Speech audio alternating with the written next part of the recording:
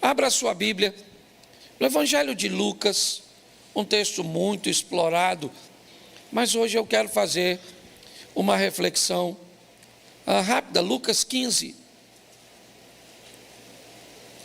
Eu vou ler bastante, mas vou falar pouquinho. A partir do verso 11.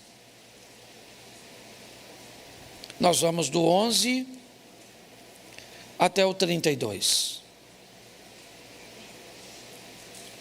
E disse: um certo homem tinha 2 filhos, e o mais moço deles disse ao seu pai: Pai, dá-me parte dos bens que me pertence. E ele repartiu por eles a fazenda. Repita comigo, volta no 12. Repita comigo. Ele repartiu por eles. Isso, verso 13. E poucos dias depois, o filho mais novo, ajuntando tudo o que tinha, partiu para uma terra longínqua, e ali desperdiçou seus bens, vivendo dissolutamente. E havendo ele gastado tudo, houve fome naquela terra, uma grande fome, e começou a padecer necessidade. E foi e chegou-se a um dos cidadãos daquela terra, o qual mandou para seus campos a apacentar porcos. E desejava encher o seu estômago com as bolotas que os porcos comiam, e ninguém lhe dava nada. E tornando em si, disse: quantos jornaleiros de meu pai têm abundância de pão, e eu aqui pereço de fome. Levantar-me-ei, irei ter com meu pai, e dir-lhe-ei: Pai, pequei contra o céu e perante ti. Já não sou digno de ser chamado teu filho, faze-me como um dos teus jornaleiros. E levantando-se, foi para o pai. E quando ainda estava longe, viu seu pai e moveu-se de íntima compaixão, e correndo, lançou-se-lhe ao pescoço e o beijou. E o filho disse: Pai, pequei contra o céu e perante ti, já não sou digno de ser chamado teu filho. Mas o pai disse aos seus servos: trazei depressa a melhor roupa e vesti-lhe, pôr-lhe um anel na mão e alpacas nos pés.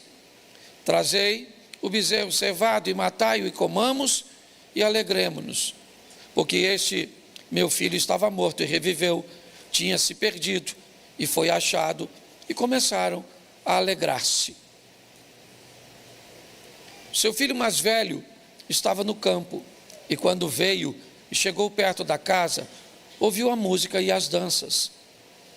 E chamando um dos servos, perguntou o que era aquilo. E ele lhe disse: veio o teu irmão, e teu pai matou o bezerro cevado, porque o recebeu são e salvo. Mas ele se indignou e não queria entrar. E saindo o pai, estava com ele, mas respondendo ele, disse ao pai: eis que te sirvo há tantos anos, sem nunca transgredir o teu mandamento, e nunca me deste um cabrito para alegrar-me com os meus amigos. Vindo, porém, este teu filho, que desperdiçou os seus bens com as meretrizes, mataste-lhe o bezerro cevado. E ele lhe disse: filho, tu sempre estás comigo, e todas as minhas coisas são tuas.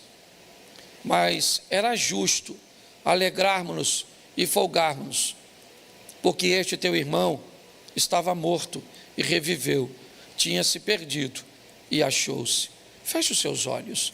Senhor nosso Deus e Pai, em nome de Jesus, eis aqui a tua palavra. Continua falando conosco e usa-me como um canal de bênção nesta hora. Pelo poder do nome de Jesus, você pode dizer amém? Amém. Isso.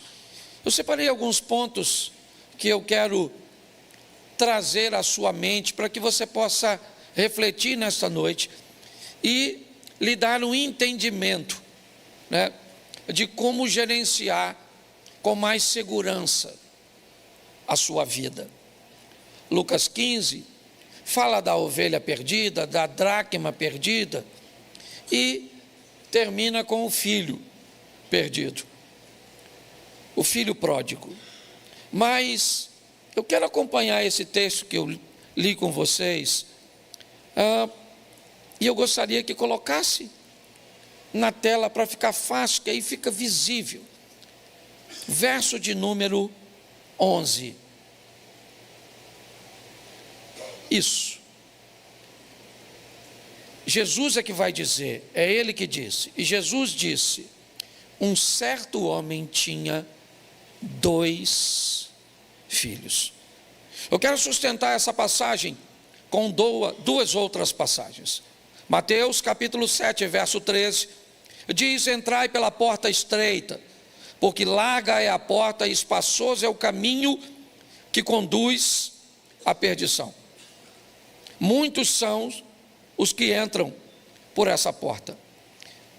E porque esta porta é a estreita e apertado é o caminho, e poucos, são os que a encontram. O segundo texto é Mateus 6, 24. Ninguém pode servir a 2 senhores, porque há de odiar um e amar o outro, se dedicar a um e desprezar o outro. Não podeis servir a Deus e a Mamão. Preste atenção, porque o texto começa dizendo que havia 2 filhos. E não apenas havia 2 filhos, havia 2 portas.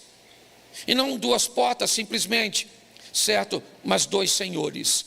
O que a Bíblia está tentando nos mostrar é que não podia ter 2 filhos, 3 filhos, não podia ter 3 portas,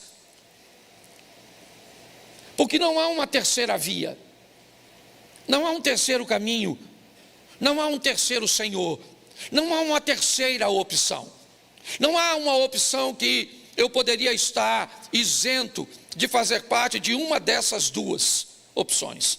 Quando a Bíblia diz que há somente 2 filhos, que há 2 portas, ok? O que a Bíblia está tentando me dizer é que não existe nada além de céu ou inferno, nada além de Deus ou Satanás. Não existe nenhuma possibilidade, ela tenta deixar clara, certo? Dizendo que apesar dos 2 serem filhos, e aqui não necessariamente ou obrigatoriamente os 2, teria que ir um para o inferno ou o outro para o céu. A Bíblia é clara em dizer que Deus, certo, tem o desejo que ninguém se perca, mas ela enfatiza isso de uma forma muito intensa, ou seja, não há nenhuma terceira opção.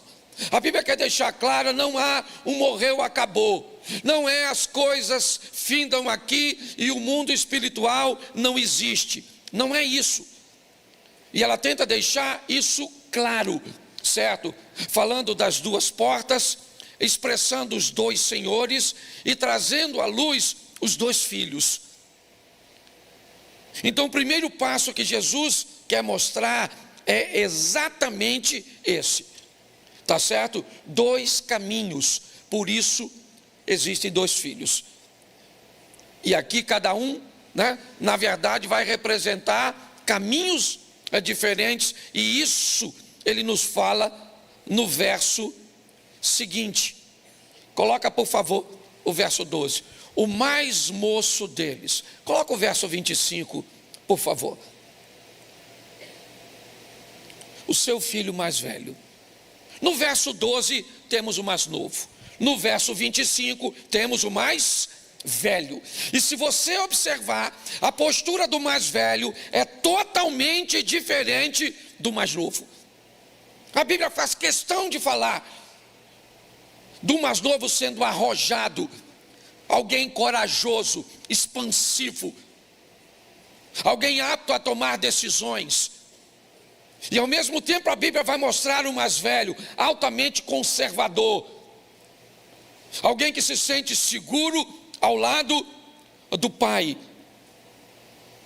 Deus está querendo dizer que seus filhos são diferentes, e que as diferenças precisam ser respeitadas, precisam ser vistas, avaliadas.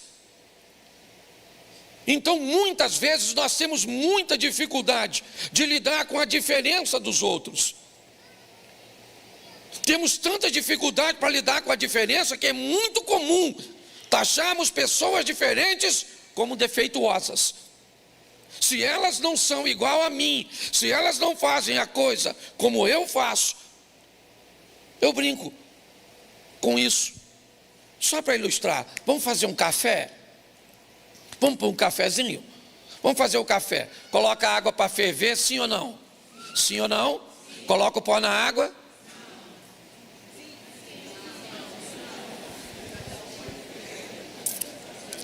Vamos voltar para o café. Vamos lá? Coloca a água para ferver, sim ou não? Sim. Coloca o açúcar na água. Tá ruim de fazer o café.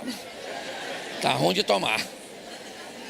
Certo? Deixa eu te falar. Se coloca o açúcar na água, coloca o pó no coador e passa a água doce no coador com pó, o que nós fizemos? Isso. Se joga o pó na água, mistura. Joga a água com pó no coador. Depois coloca o açúcar, o que nós fizemos? Isso. Então o que aconteceu? Nós fizemos o café de forma diferente, mas tudo é isso. Mas quando alguém faz o café diferente, se nós não tivermos maturidade, ele está fazendo o café errado. Entende? Então pessoas são diferentes. Deus está nos alertando. Nós fazemos parte de um corpo, vivemos um ambiente de unidade. Então a probabilidade de um ser igual ao outro é quase zero. Então os filhos de Deus são diferentes. O mais novo tem um temperamento, um comportamento, uma maneira de ver o mundo. O outro, certo, tem outra maneira, mas os dois são filhos de...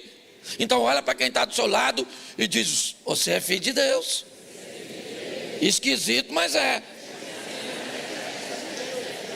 Porque nós temos por hábito, se a pessoa não é igual a nós, se ela faz de forma diferente, se ela pensa de forma diferente, você está entendendo? O modelo de oração é o meu. O lugar que eu sinto a presença de Deus, todo mundo tem que sentir.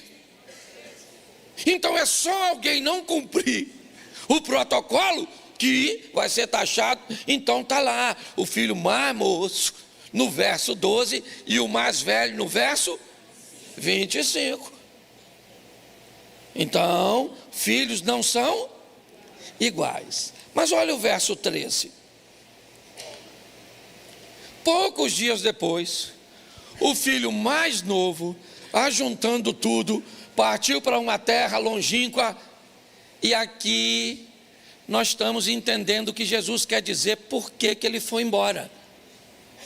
Ele foi embora porque estava a fim de administrar os seus bens. E aqui, certo, indica que ele não sabia administrar, mas queria ter a administração. Então qual era o problema desse filho? É que ele não estava concordando com a administração do pai, os limites que o pai estabelecia, a maneira cuja qual o pai regia dentro da casa, certo? Não lhe agradava. Então ele não está querendo só seus bens, ele quer sair debaixo de uma administração que ele considera mas ele não sabia administrar. Mas eu aprendi uma coisa, que não saber administrar não é tão ruim quanto não saber que não sabe administrar. Porque quem sabe que não sabe administrar já sabe alguma coisa. E o problema é que tem gente que não sabe que não sabe. E quando você não sabe que não sabe, você pode correr o risco de pensar Dilma Rousseff. Certo? Então ele acha que sabe. A pressão na casa do pai, por quê? Porque ele é um garoto com personalidade aguerrido, porque tem filho assim, rebeldezinho, certo? Ele quer ir, e Deus está falando, é filho dele, sim ou não? Os dois aqui são filhos dele. O pai dessa história é o próprio, e Deus está falando de seus filhos. E ele está dizendo: eu vou embora, vou pegar minhas coisas e vou viver a minha vida. E lá vai ele viver a vida dele.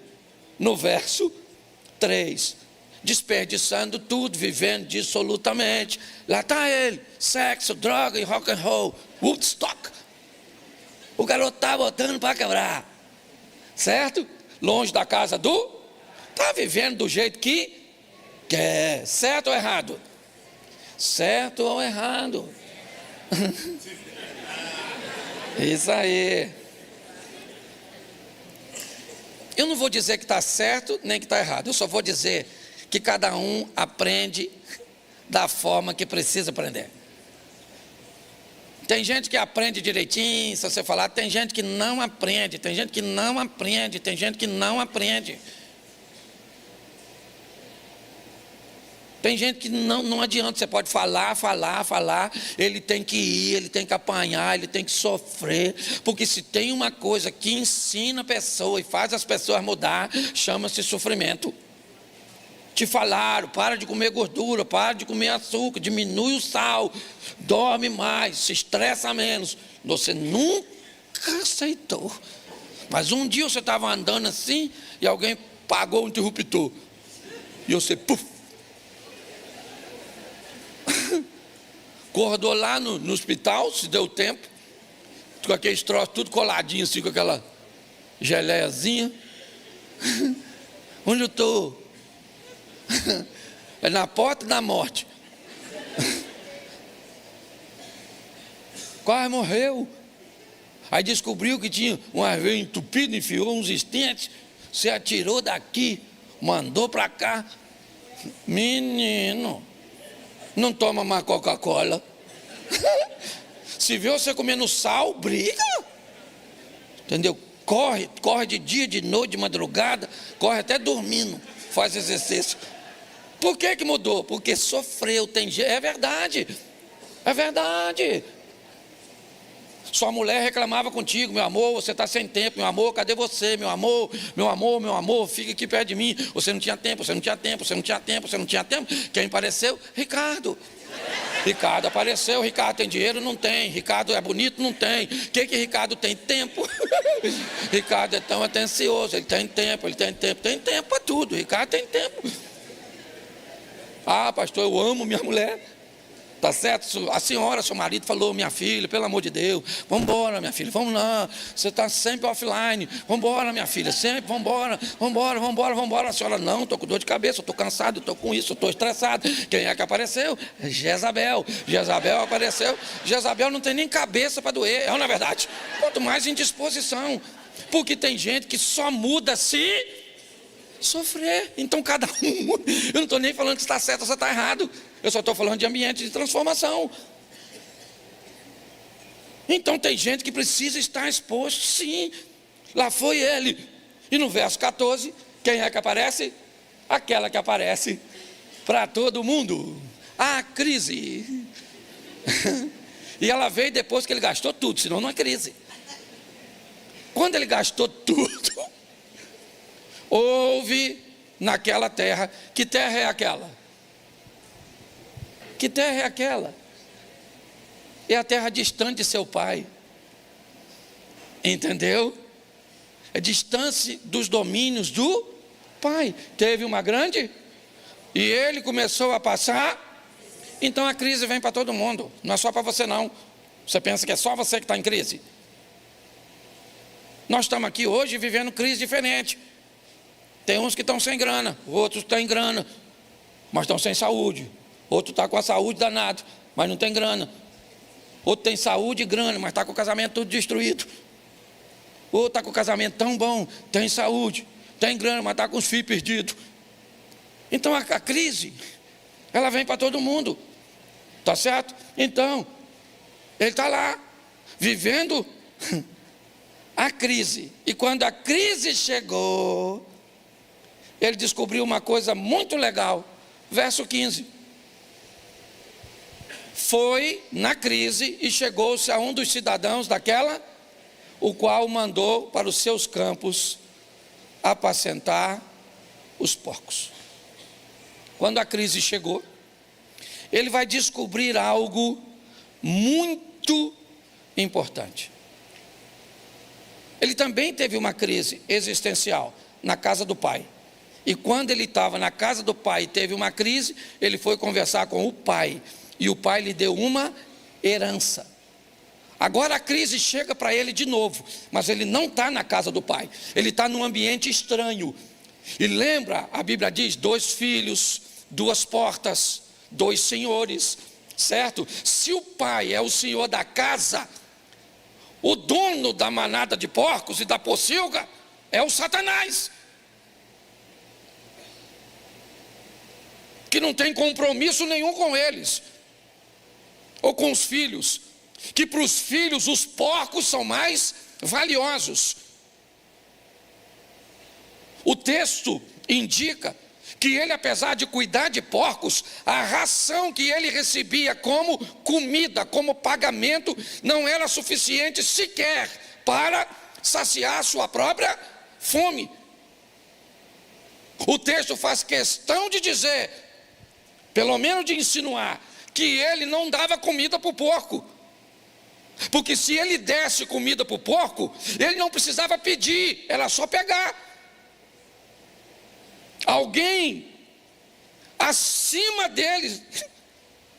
É como se esse garoto só tivesse naquela pocilga para limpar o chiqueiro. Olha, quem está contando a história é Jesus. Na casa do pai eu tenho uma crise, eu vou no pai e eu tenho herança. Na casa do outro pai, porque também é pai. A Bíblia diz que muitos têm o diabo como pai. É assim que funciona. Uma paternidade que, na verdade, ela não é real, ela é adotiva, porque todos nós somos filhos de Deus, a não ser que se negue. Então esse é um texto, certo? Nesse momento, ele vai descobrir uma realidade. E quando ele olha para a realidade do verso 15, ok? E o 16... Porque coloca o 16, desejava encher o seu estômago com as bolotas que os porcos comiam, e ninguém lhe dava nada. Mas aí, o verso 17 entra em cena.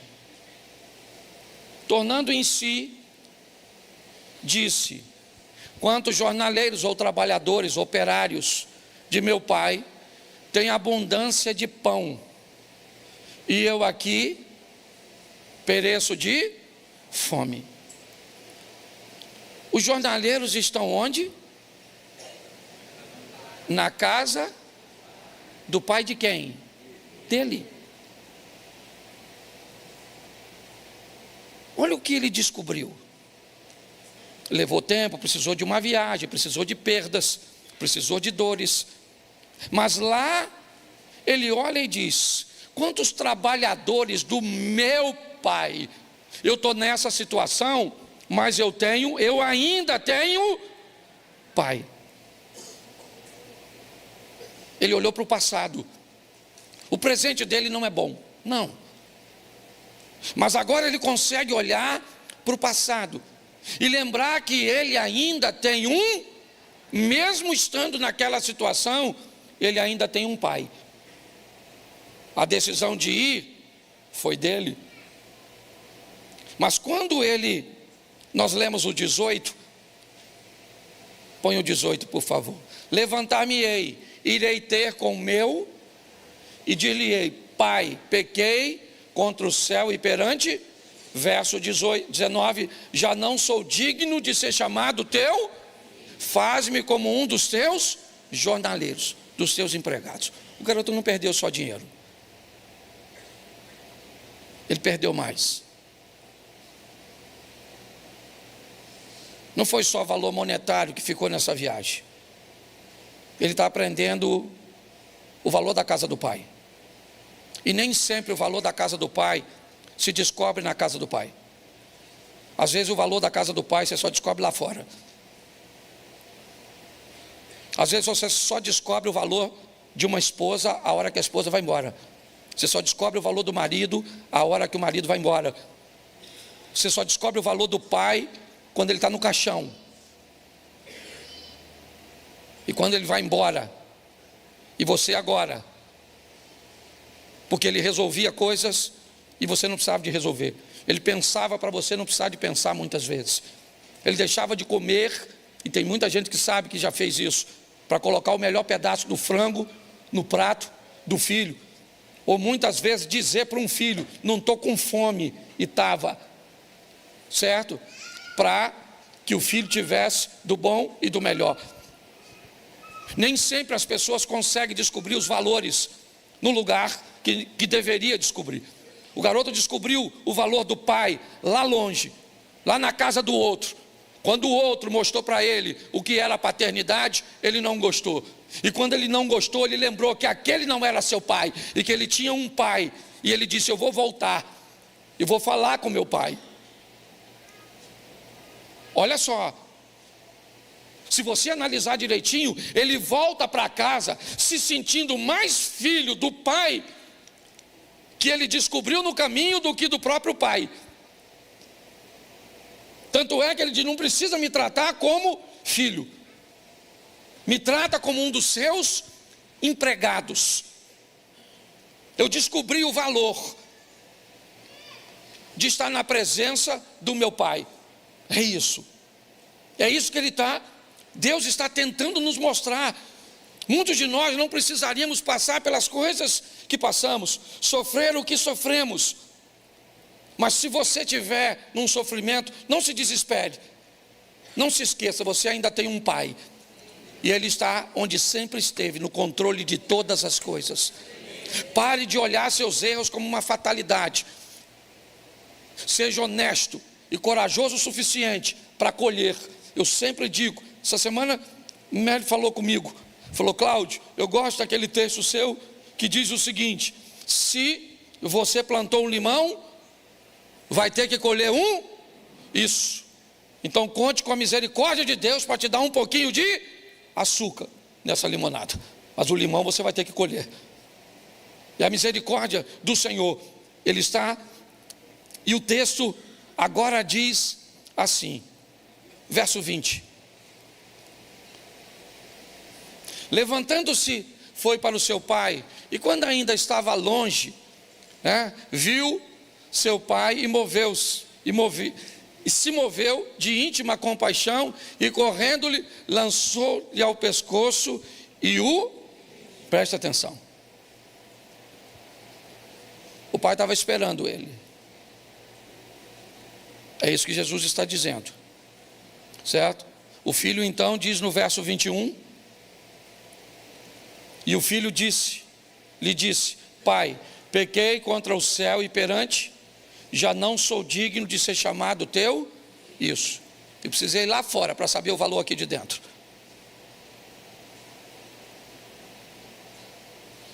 Porque tem muita gente que só sabe o valor de verdade das coisas quando perdem, infelizmente.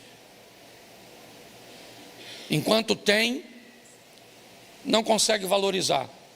O filho voltou e disse, eu não sou digno de ser chamado teu filho. Pronto. Voltei, mas voltei numa posição que para mim a posição de servo está boa demais. Mas ele voltou para a casa do pai, verso 22. Mas o pai disse aos seus servos, não falou com ele. Ele não falou com ele. Ele está sem autoridade naquela casa. Até o presente momento, para os servos, ele não é mais nada. Os servos não têm autoridade para dar nada para ele. Nada. Porque nada é dos servos. Tudo é do pai. Então o pai diz aos servos, está ali, trazei depressa a melhor roupa, vestilho, põe-lhe um anel na mão e alparcas e sandália nos pés.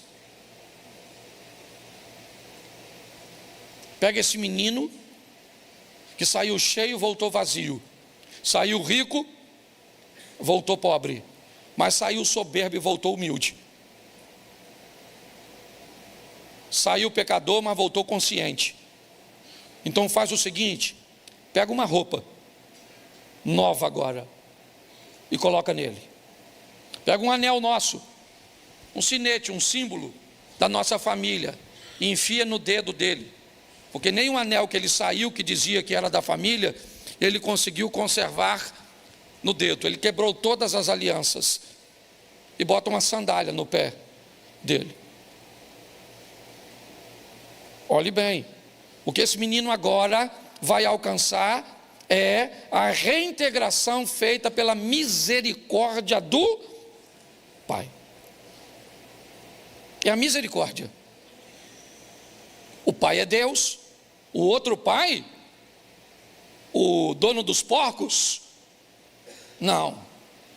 Para ele o porco, aquele ali não é filho dele, certo?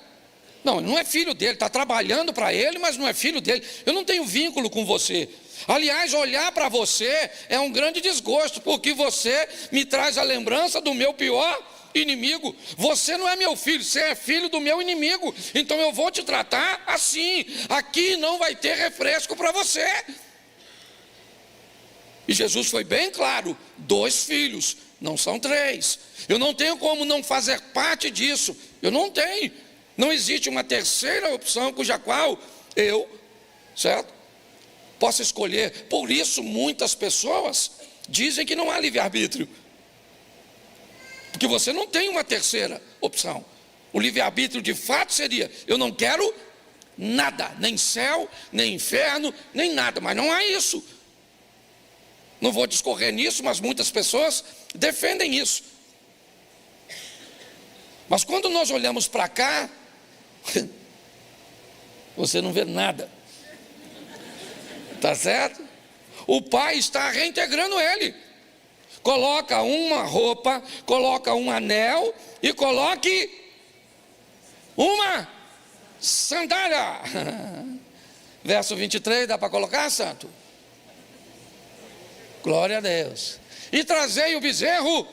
Isso, lembra? O que é o bezerro cevado? Quem aqui lembra quer ver? 2 coisas que é porque talvez a minha realidade não seja a sua. Era março e marcava o casamento para novembro. Então o que fazia? Arrumava um porco.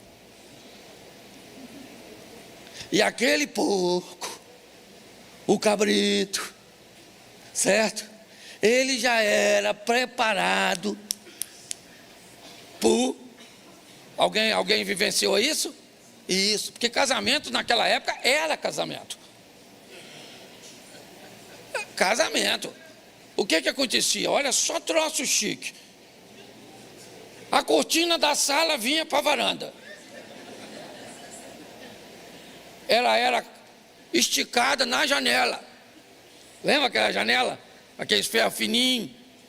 Pelo menos na casa dos pobres. Você lembra? Aí então, pegava a mesa, colocava aquela toalha, certo? Um latão de 200 litros num canto. Lembra? Cheio de refrigerante ou cerveja, não sei qual era a sua realidade. Por cima dele, aquele pó de serra fantástico. Essa garotada nova não sabe nada disso. Sabe nada, isso é que é aventura, é ou não é? E por cima do pó de serra, o que ia? Me ajuda aí. Jornal, isso, para conservar, certo? O bolo, lembra aquele bolo assim? O glacê era de 3 andares, porque era barato o glacê, o bolo é que era caro. Então você fazia um bolo desse tamanho assim, um glacê assim, certo? As crianças tudo correndo. E você acredita que nessa luta toda, os caras ficavam casados até morrer?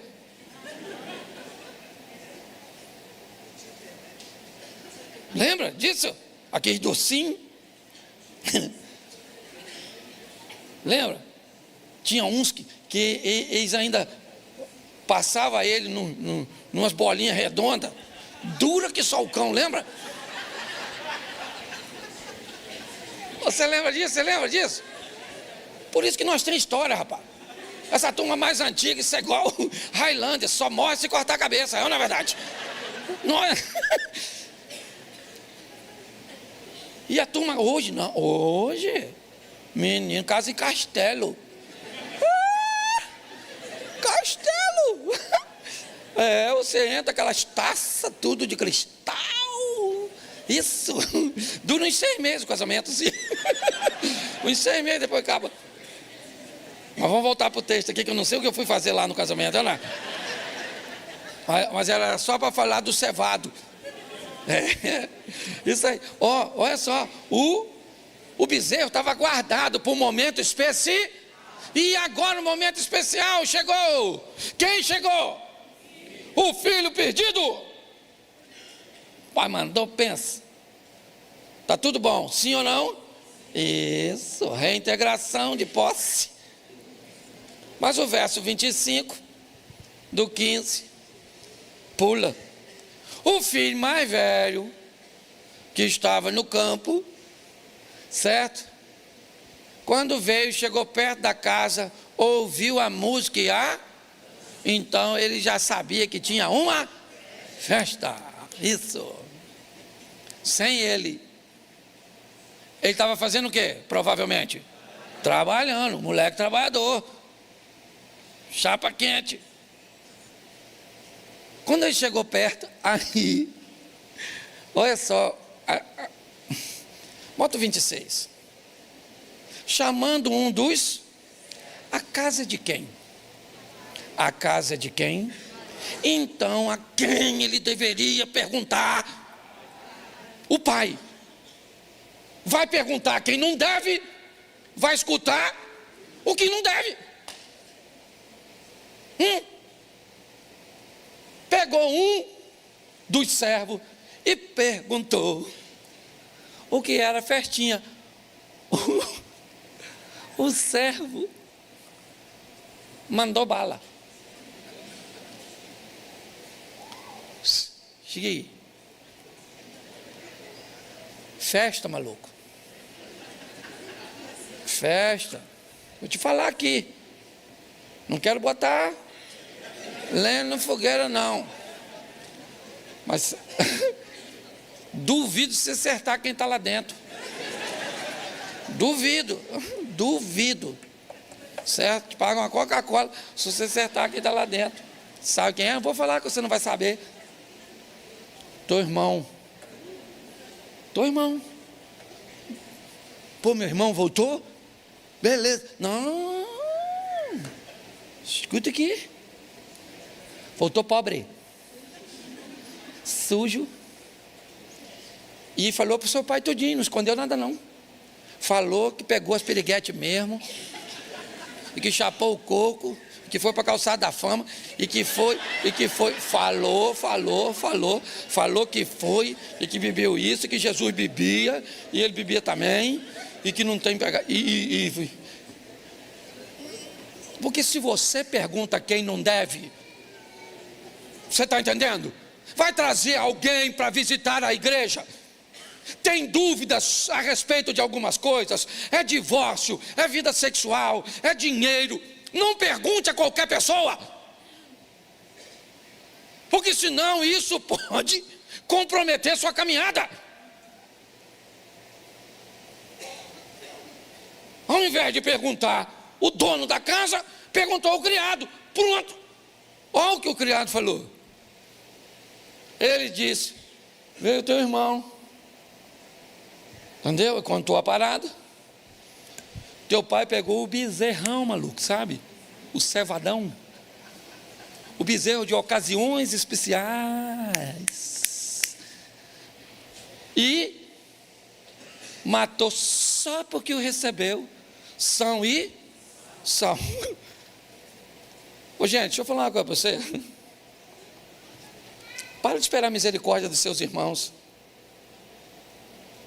Não é em todo mundo que você encontra não, irmão. Nos irmãos você vai encontrar pancada. É gente para tentar puxar o seu tapete. Pastor, o senhor não pode falar isso da igreja. Ou posso? Eu sei. Pastor, por que ninguém puxou seu tapete ainda? Porque aqui eu só fico sentado. Sou otário? Que se ficar em pé, irmão, você sabe disso. O nego já tentou fazer isso com você. Te dar uma pernada porque você é bom, porque notou em você características que podem levar você adiante. A verdade é essa. Eu não sou otário. Eu, hein? Ah, porque o irmão que devia me amar, devia, mas não ama. O irmão que devia me proteger, devia, mas ele não só não te protege, como te bate. É, porque isso é coisa de irmão, um bate no outro. É ou não é? É assim. Pastor, o senhor está afastando as pessoas da igreja. Aí se sair da igreja vai ter que ir para o outro lá, o outro da porta larga lá,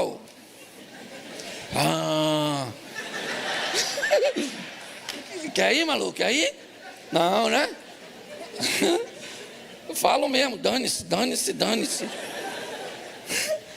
Porque os caras deveriam ou não deveriam? A gente deveria ajudar, a gente deveria, mas não, o cara está lá. E olha só, olha bem como é que o negócio funciona, verso 29, já estou acabando já. E saindo o pai. Volta no 28 aí. Volta no 28. Mas ele se indignou e falou: não entro nessa festinha.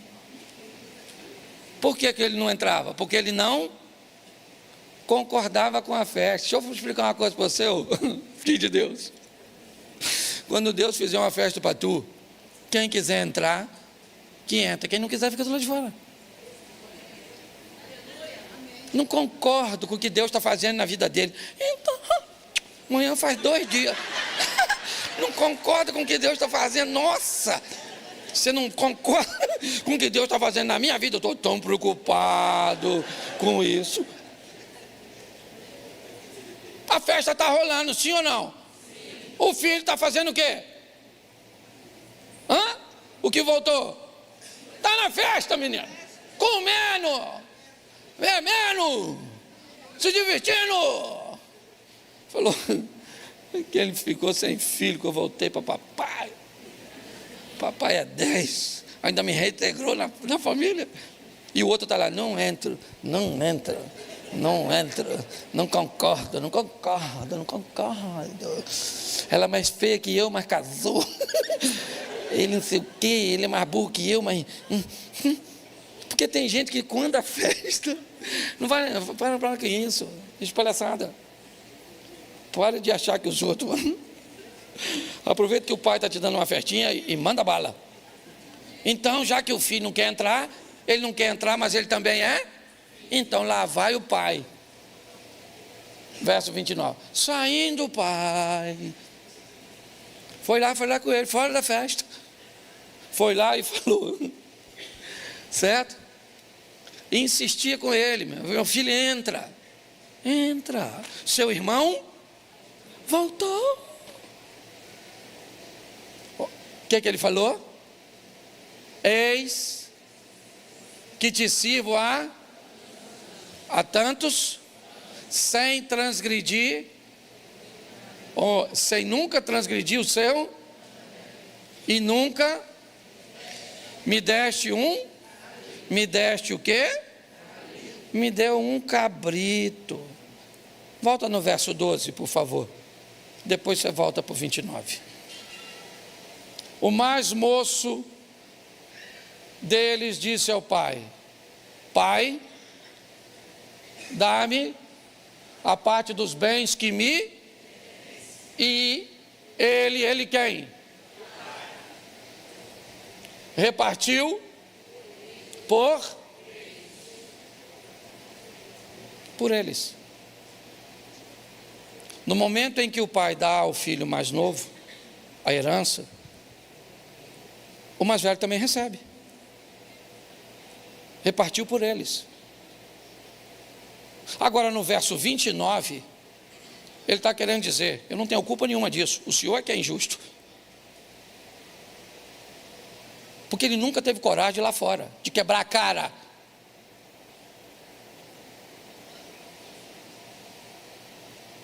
Porque se ele fosse lá fora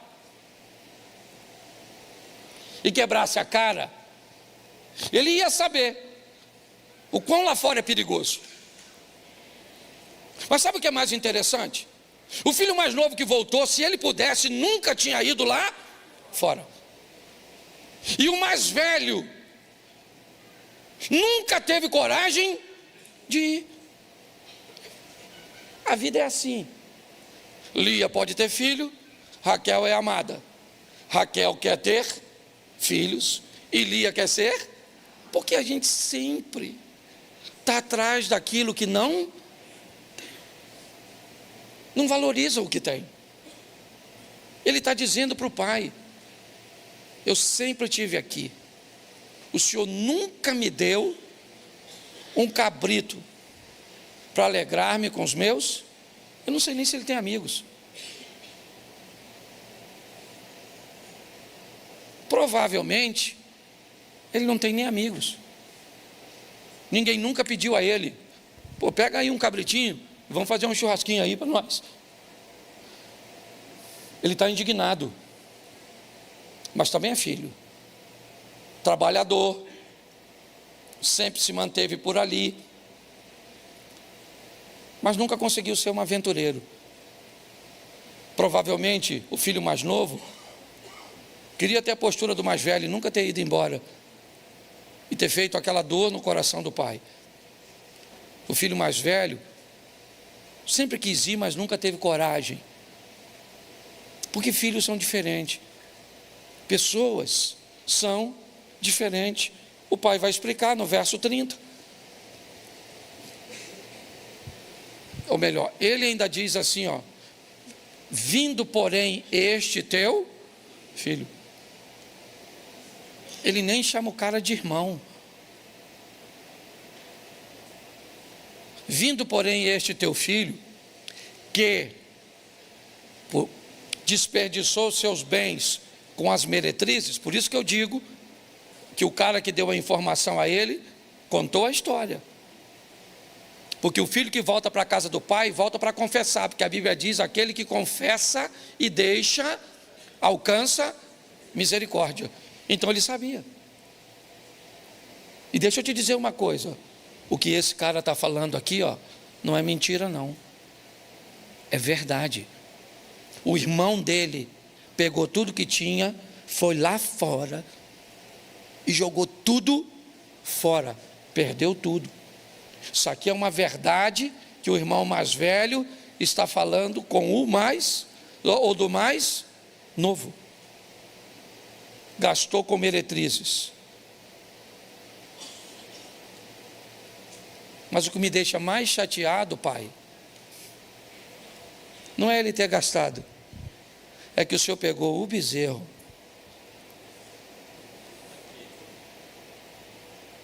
o bezerro que, se alguém merecesse a morte desse bezerro, deveria ter sido eu. O que mais me dói não foi o que o meu irmão fez, foi o que o Senhor fez ao ver meu irmão de volta. É isso que eu não concordo. Eu não concordo dessa pessoa ter um passado tão ruim, de ter matado, de ter feito isso, de ter vivido uma vida desse jeito. Eu não concordo. É isso que ele está dizendo. O irmão voltar, até está legal, mas o irmão voltar com tanta honra, é que não está bom. É disso que ele não gosta. Não há nenhum amor nesse garoto pelo seu irmão. Ele é um egoísta que nunca saiu da casa do pai. É verdade. Ele nunca desviou. Nunca. Ele sempre estava na casa do pai. Nunca teve coragem de beber alguma coisa. Nunca teve coragem de usar uma roupa diferente. Nunca teve coragem de ir numa balada. Ele nunca fez nada de errado. Nunca. Mas nunca foi crente de verdade. Nunca foi um servo de Deus de verdade. Ele foi um amedrontado, pressionado pela religiosidade. nunca foi capaz de assumir: eu nunca fiz nada de errado. Tá bom, mas esqueceu um mandamento básico: amar o seu próximo e amar a Deus sobre todas as coisas. Por quê? Porque Deus sabe o que está fazendo. Esse pai é Deus. E sabe qual é o grande desafio, irmãos? É que hoje é muito mais fácil quando você confronta alguém, ao invés da pessoa mudar de postura, ela muda de igreja, porque foi confrontada. Esse é um exemplo. O filho falou, e o pai poderia falar: meu filho, não fala assim do seu irmão. Não fala. Seu irmão não fez nada disso. Não. Olha o que o pai falou: filho, tu sempre está comigo. Sempre. Todas as minhas coisas são tuas. O cabrito era seu, certo? O que foi cevado era seu. Certo? O boi era seu, o camelo era seu, a casa é sua. É tudo seu, filho. Tudo que eu tenho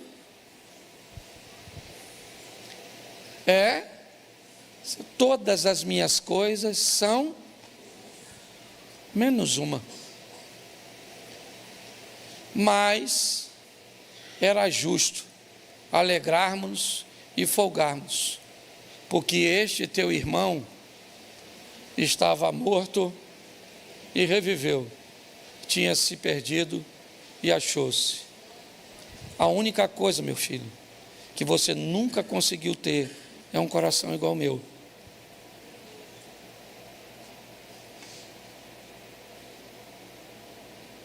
Tudo que eu tenho é teu, mas você nunca conseguiu ter um coração como o meu. Olhar para as pessoas com um olhar de misericórdia, entender que elas são diferentes e que podem sofrer dificuldades no percurso, elas podem deslizar no caminho. É isso que Deus está explicando a respeito de seus filhos. E foi isso que o filho pródigo descobriu lá fora. Quando ele perdeu os bens, ele não voltou para casa para os bens. Ele voltou para casa porque estava morrendo de fome. Ele disse para o pai: eu não quero, eu descobri o valor. Não há nenhuma fala do filho mais novo em torno do mais velho. Nada. Nessa parábola Jesus não usa. O filho mais velho é que está falando. Ele nunca saiu da casa do pai, mas ele se parece muito mais com o dono dos porcos do que com o pai, que ele disse: nunca saí de perto, sempre te obedeci, nunca usei nada. É verdade. Se não usou, não usou porque não quis. Eu não sei por onde você passou, eu não sei o que você vivenciou, eu não sei. Eu sei que esse pai da história do filho pródigo, no último versículo, ele revela seu coração. E eu queria que você ficasse de pé neste momento. Eu não sei se você foi atacado por um irmão. Eu não sei se você foi arrojado e buscou uma aventura. Eu não sei se você se distanciou dos caminhos do Senhor. Eu sei muito pouco a seu respeito. Mas uma coisa é o suficiente para eu saber nessa noite. Eu estou falando com filhos de Deus. Você é filho de Deus. E a misericórdia dele está diante de você nessa noite. Feche seus olhos.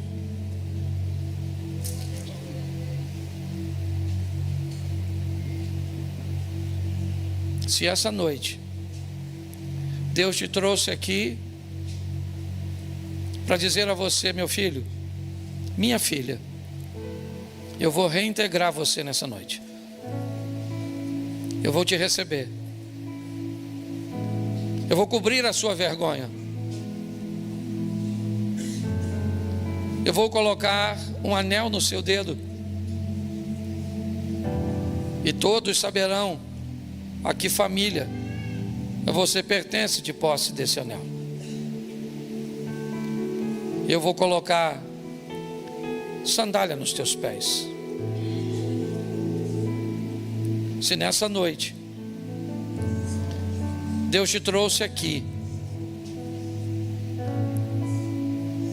porque você estava perdido e hoje foi achado por Ele, pelos louvores, pelas palavras que foram ministradas, mas achado pelo amor dEle em Cristo Jesus, pelo poder dEle, na presença do Espírito Santo. Se essa é sua noite, você quer voltar para Jesus ou recebê-lo pela primeira vez, só se tiver alguém assim, levante sua mão neste momento. Eu quero orar por você. Tem alguém que quer hoje voltar a Jesus e dizer: Pai, eu quero voltar para os teus caminhos. É só levantar sua mão e eu vou orar por você. Normalmente eu não sou de fazer isso. Quem sabe caminha comigo, eu gosto de deixar as pessoas bem à vontade. Mando ir na salinha. Mas hoje o modelo é esse. Você quer voltar para Jesus? Agora é a hora. Você quer recebê-lo pela primeira vez? Agora é o momento. Se essa é a sua noite, levante a sua mão. Se você está afastado, desviado dos caminhos do Senhor e hoje você quer voltar, tem alguém assim? Isso. Tem mais alguém? Eu não gosto de ficar fazendo apelo, porque parece que a gente está pressionando as pessoas. E se tem uma coisa que eu gosto é de deixar os nossos visitantes bem à vontade. Mas se hoje ouvires a voz do Senhor, não endureçais o vosso coração. Você chegou sozinho aqui, mas pode sair daqui acompanhado. Se essa é a sua noite, ainda dá tempo para você. Tem mais alguém? Levante a sua mão. Não?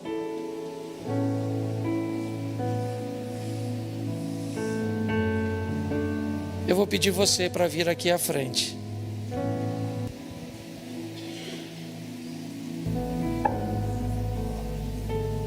Oi? Sim, ela está vindo aqui.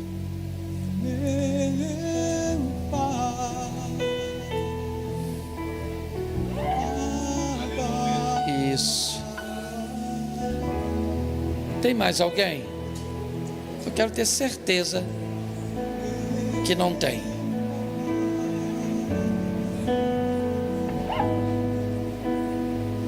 Não tem?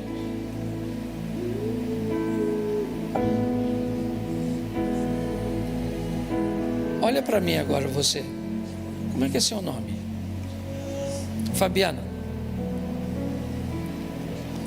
Você já imaginou que seu pai ia preparar um culto só para você? Nos reunir em adoração e vivenciarmos tudo isso. Mas a história fala de um filho que voltou. E hoje podia ter 2, podia ter 10. Aliás, eu podia até nem ter feito. esse modelo de apelo, porque não é muito o meu perfil. Mas hoje, Ele está de braços abertos, esperando por você. Sua vida muda hoje, muda aqui e muda agora. Eu não posso ir com você, Fabiano, mas Ele pode. E Ele vai te acompanhar, vai reintegrar você. Vestidos novos, anel no dedo, sandália nos pés. Que o Senhor te abençoe com toda a sorte de bênção. Eu quero que a igreja aplaude o Senhor pela vida da Fabiana. Amém? As meninas só vão acompanhar você até ali, tá bom? Feche seus olhos. Pai, te louvamos por tua palavra, te louvamos pelo teu cuidado, e que jamais possamos nos esquecer de que temos um Pai. O Senhor é o nosso Pai. Por isso, ó Deus, no Senhor confiamos. Por isso sabemos que com o Senhor podemos contar. Que jamais venhamos nos afastar dos teus caminhos. Que possamos trazer ou ser um filho que traga o equilíbrio entre os dois. Aquele que sabe o valor da casa, sem nunca precisar sair dela. Leva-nos, ó Deus, aos nossos lares, guardados e protegidos por tuas mãos. E que o grande amor de Deus, o nosso Pai, a graça de nosso Senhor e Salvador Jesus Cristo, e a doce consolação do Santo Espírito de Deus, seja para com todo o povo do Senhor, e todos digam